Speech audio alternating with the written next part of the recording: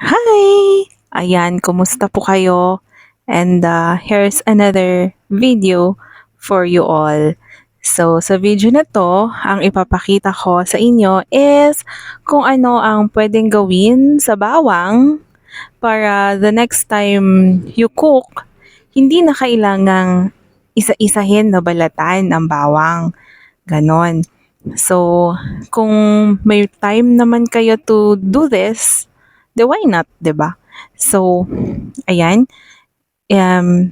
isa-isa ko muna yung bawang, then pinitpit para mas madaling matanggal yung balat ng bawang. Ayan, ang ginamit ko diyan is 4 cloves of garlic. Cloves ba yung right term? Basta yon. Tapos, ayan, inisa-isa din na tinanggalan ng balat. O, 'di ba? Kapag na-press yung bawang, mas madaling tanggalin. So, ayan, kailangan talaga ng patience kasi kailangan one at a time. Tapos, kakailanganin din dyan ang food processor. So, para i-mince yung bawang into small small pieces. Basta ganun, ma-mince yung bawang. So, ito yung ating old, ilang taon na rin yan sa amin, dinala ni mother. So, ayan, kapag na-mince na siya into small bits and pieces, ilalagay siya sa ziplock. Ah, 'di ba? Best friend natin si ziplock ngayon.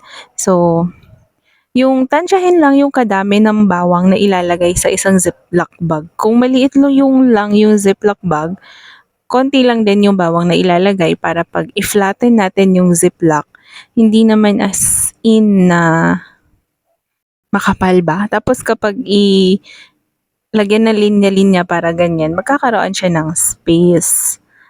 Ayan. I-slice into cubes. Ganyan lang siya. Lagay sa ziplock bag, tapos i-flatten yung